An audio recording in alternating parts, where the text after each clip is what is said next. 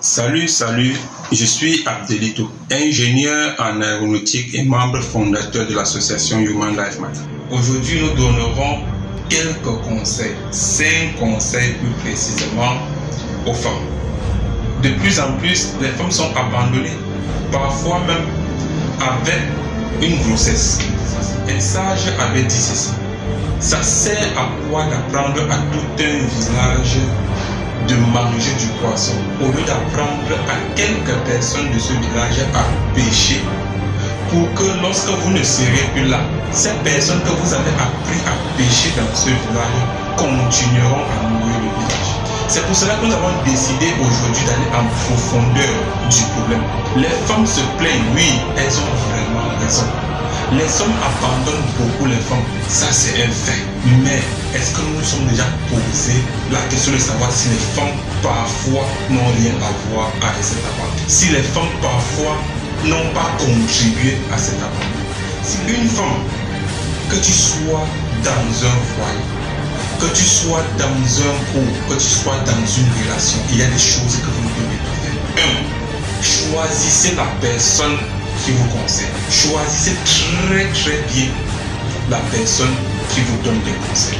Quand ça concerne votre couple, quand ça concerne votre relation, quand ça concerne votre foyer, choisissez parfaitement qui vous donne le conseil. Prenons l'exemple. Comment est-ce qu'une personne qui n'a jamais été en mariage, qui n'a jamais fait même le viens on reste, peut conseiller une personne qui traverse des moments difficiles dans son foyer? Dites-moi quoi. Dire que cela est possible reviendrait à dire qu'un photographe qui a un problème dans sa manière de filmer peut aller demander conseil à un menuisier de l'aider à filmer. Vous pensez que cela est possible?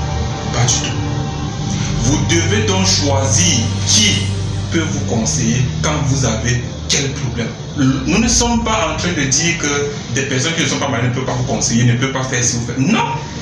Vous devez juste choisir quel type de conseil ces personnes peuvent vous donner. Lorsque votre mariage bat de l'aile, lorsque tout ne va plus dans votre relation, vous devez vérifier autour de vous quel mariage, qui peut être mon modèle quand il s'agit de réussir dans son mariage. Allez vers cette personne, demandez-lui comment est-ce qu'elle réussit depuis tant d'années à conserver son mariage, à faire marcher son mariage. Je pense que cette personne est mieux placée pour vous conseiller que d'aller vers une autre personne. Le deuxième point, c'est les longs yeux.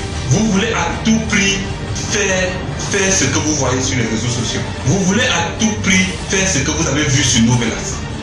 Vous voulez à tout prix que votre relation fonctionne comme ce que vous voyez sur les réseaux sociaux.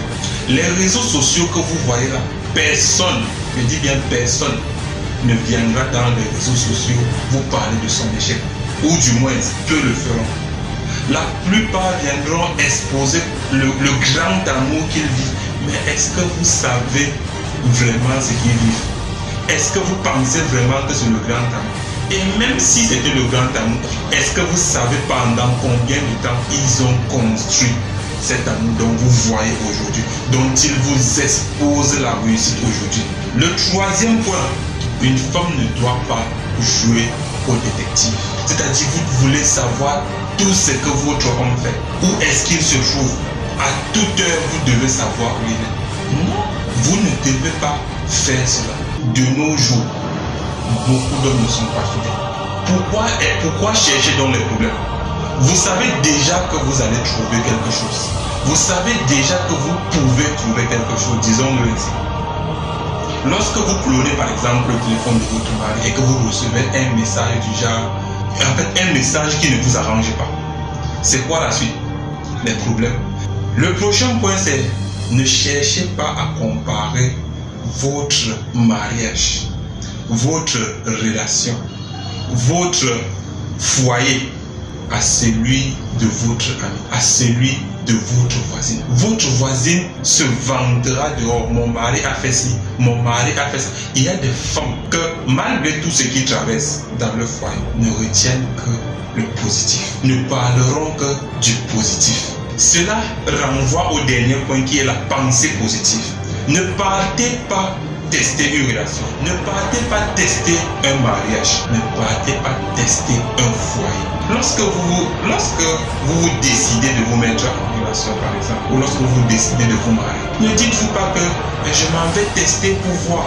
Dans tous les cas, il m'a connu, je n'habitais pas dehors. Si ça ne marche pas, je rentre chez mes parents. Si ça ne marche pas, je fais ci, je fais ça, je fais ça. Lorsque vous vous dites déjà si ça ne marche pas, ça risque de ne pas marcher. Ça peut ne pas marcher. Dites-vous plutôt que le mariage c'est pour le meilleur et pour le pire. Je veux construire un foyer. Je veux changer mon monde. Je vais rester positif. Nous ne sommes pas ici en train d'encourager les femmes à subir n'importe quel genre de violence ou de cécile. Non! Nous serons les premiers à dénoncer cela. Nous sommes les premiers à vous soutenir si cela arrive. Mais du moins, essayez, osez. Dites-vous que votre mariage, votre relation, votre foyer va marcher comme tel. Votre relation va marcher comme tel autre. Soyez positifs. Nous espérons vraiment que ces 5 conseils vous a aidé, vous permettront de modifier beaucoup d'autres choses dans votre vie. Merci et à très bientôt pour une nouvelle vidéo.